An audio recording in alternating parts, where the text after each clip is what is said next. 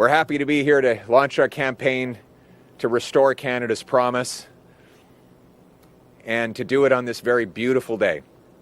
Today, the Liberals are asking for a fourth term in power.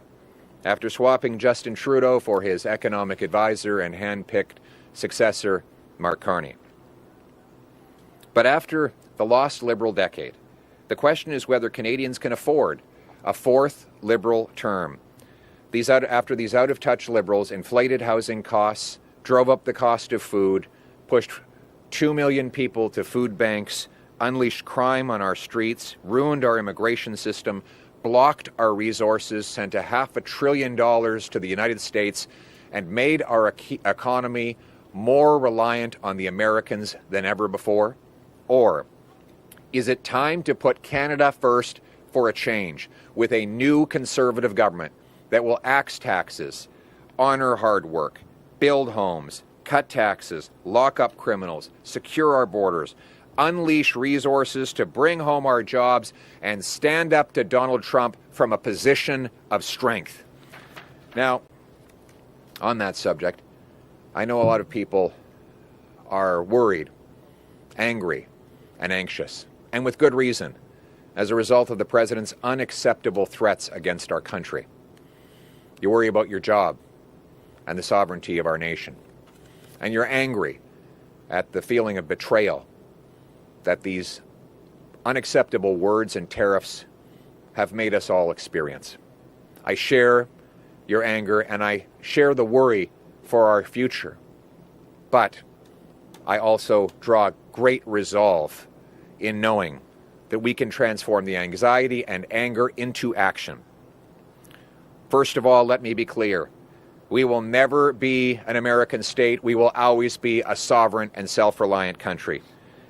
The action we must take is to become that nation that's strong, self-reliant, and sovereign, capable of standing on its own 2 feet and standing up to the Americans.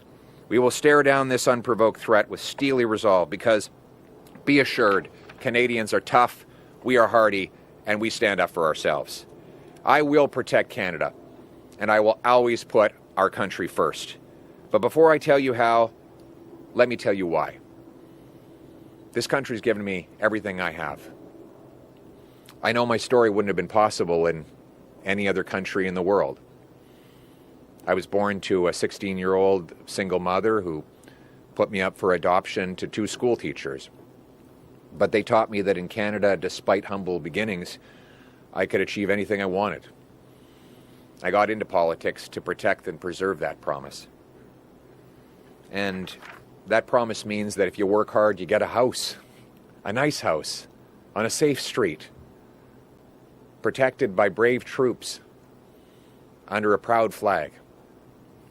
Now, that promise is broken after a decade of Liberal government. Liberal taxes drove up food prices 37% faster than in the United States.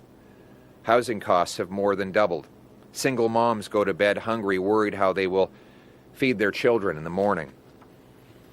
Liberals have driven up our housing costs by inflating demand with out-of-control money printing and immigration, while at the same time blocking supply with massive bureaucracies that don't let builders build. So for the first time in the history of Canada, our young people cannot afford homes. Open borders, liberal crime and drug laws have unleashed violence, disorder, and deadly overdoses. 10 years of Liberals hiking taxes and blocking resource projects has pushed $500 billion to the United States, given us the worst growth in the entire G7, and all of this was before the tariffs of Donald Trump. What's more, our nation is more divided than ever before because the liberal, radical, post-national, borderless, and globalist ideology has weakened our nation. Now, desperate for a fourth term, Liberals have replaced Justin Trudeau with his economic advisor and hand-picked successor, Mark Carney. But a Liberal is a Liberal is a Liberal. It's the same old Liberal MPs, the same Liberal ministers, the same Liberal advisors, the same Liberal elites, the same broken Liberal promises of the last 10 years. We cannot afford another lost Liberal decade.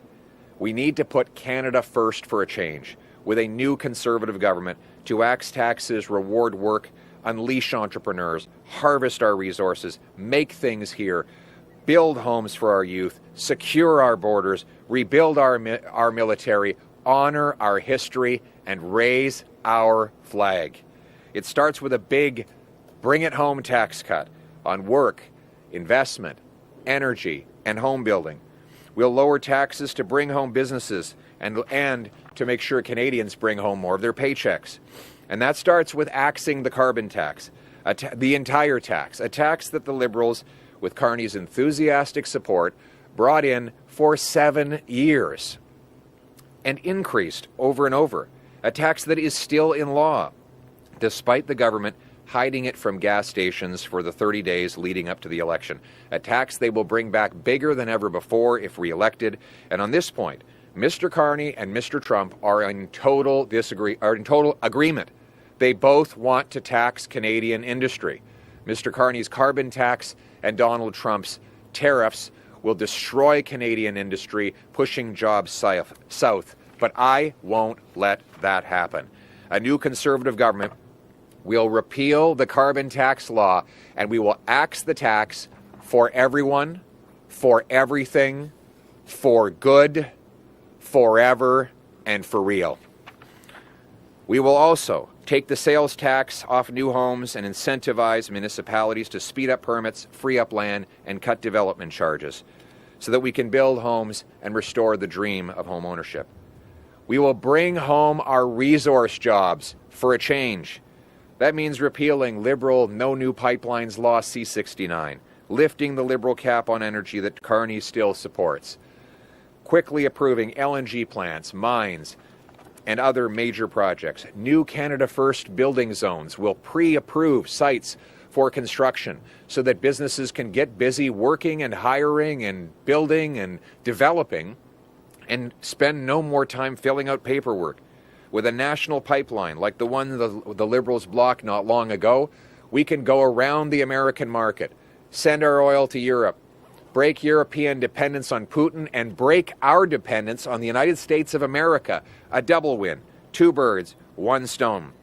We'll knock down interprovincial trade barriers to have one big, open, free market across our country, moving goods, services, people, nationwide. That will bring home our jobs and bring us together. We'll also bring home safety to our communities by stopping the crime for a change. That means repealing catch and release Liberal laws and imposing mandatory jail time on repeat offenders, banning hard drugs, and offering recovery to bring our loved ones home drug-free. We'll cap immigration and stop the radical Century Initiative, which seeks to almost triple our population to 100 million people. A crazy idea still endorsed by Liberals and their top advisors. That will end when I am Prime Minister. We will also keep fraudsters, and criminals out of our country, and we will crack down on bogus claims. On immigration, like everything else, we will put Canada first for a change. Our troops will have support. Our military will be rebuilt. We will have new icebreakers, new fighter jets, new surveillance aircraft, a brand new base, the first base in the Arctic since the Cold War in Iqaluit. And we will back our veterans to ensure they have good lives after they fought for our country. They remind us that Canada is tough, rugged, strong, hardy. We don't go looking for a fight, but we're ready if one comes looking for us. None of this will be easy, but making and defending Canada wasn't easy either. And with change, there's hope. So I say, to the struggling single mother who worries how she will feed her kids, hope is on the way. To the 35-year-old still living in mom's basement but dreaming of owning his own place and starting a family, change is on the way. To the seniors choosing between eating and heating. And to all those who wonder what happened to the country that they knew and love, change and hope are both on the way. A new Conservative government will restore Canada's promise, the promise that anyone from anywhere can do anything, that hard work gets you a great life in a beautiful home, on a safe street under a proud flag. To preserve that flag and uphold its promise, we must work together, fight together, and win together for our people, for our land, for our home, for Canada first, for a change. Thank you. Thank you. We'll now take questions. On va maintenant passer aux questions. Good morning, Mr. Poilievre. Good morning. JP Tasker from CBC News. Thank you. Do you respect Donald Trump? I respect the office of the President of the United States, and we have to show respect to other world leaders. The bottom line is the Americans buy 75% of our goods. So whoever's the Prime Minister is going to have to, at some point, deal with President Trump. He was only elected a short time ago. He's going to be around for 4 more years. You can be respectful and firm, and I believe we have to be both. I will insist the President recognize the independence and sovereignty of Canada. I will insist that he stop tariffing our nation. And at the same time, I will strengthen our country so that we can be capable of standing our own 2 feet and standing up to the Americans where and when necessary. That's what it means when I say, let's put Canada first for a change. Question. Mr. Poilievre, hello. Stephanie Levitz, the Globe Hi, Stephanie. Mail. Good morning. Good morning, almost afternoon. Premier Daniel Smith, Alberta Premier Daniel Smith, has asked the U.S. administration to hold off any further action because it benefits the Liberals politically right now, and says that your direction would be more in sync with the U.S. administration's direction. Do you think her comments are appropriate, and what is your response to them? Well, my response is that the President has said that he thinks it would be easier to deal with a Liberal, and with good reason. The Liberals have weakened our country. They've blocked resource projects, raised taxes, driving our jobs south into the hands of the Americans. $500 billion of investment has fled our country. They blocked a pipeline that would have allowed us to go around the American market. They've killed LNG liquefaction plants, forcing us to sell all of our natural gas to the Americans at huge price discounts. They've weakened our military and our borders. All of that plays into the hands of President Trump. He's been very blunt that he wants a weak Canada that he can target. And Liberals, after the lost Liberal decade, have made our economy and our country weaker and more divided, just like Trump wanted. Electing Liberals to a 4th term will weaken our country still. That is why we need to put Canada first for a change, with a new Conservative government that will axe taxes, unleash our resource production, build pipelines, secure our border, rebuild our armed forces, and stand up to Donald Trump from a position of strength. Thank you. En français. Thank you very much. Well, what we need to do is put Canada first for a change.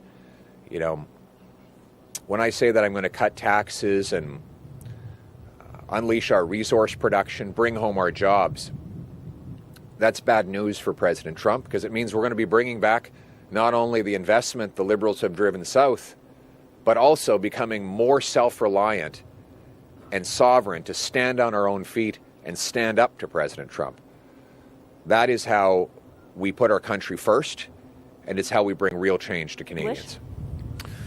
Well, you ask about the concerns of people on the street.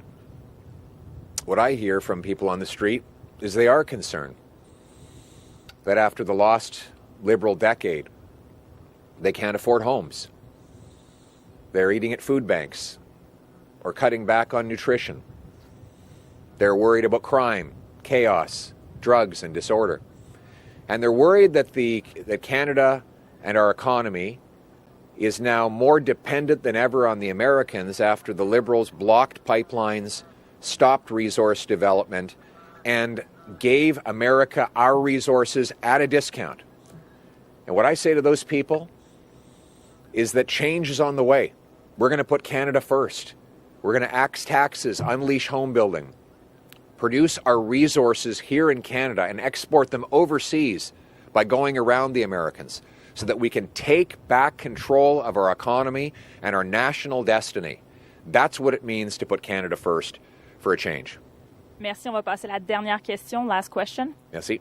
Hello, Mr. Poilievre. Mark Ramsey with the Toronto Star. Your party was the target of foreign interference in the last two election campaigns, but you're going into this one without the security clearance necessary to receive briefings on this. When should Canadians expect you to get that security clearance? Well, I've already had clearance. I was a minister in cabinet already, and the government has the ability to give me any information they think necessary. But what I'm not going to do is go into a process, a politically directed process by the Liberals that they use to decide what I can see and say and comment on. We know that the Liberals have made Canada a playground to foreign interference. They're the ones that have benefited from foreign interference. We also call on the government to have the foreign agent registry set up for this election so that Canadians know if any foreign or hostile regimes are intervening in our democracy so that we can expose that and protect ourselves.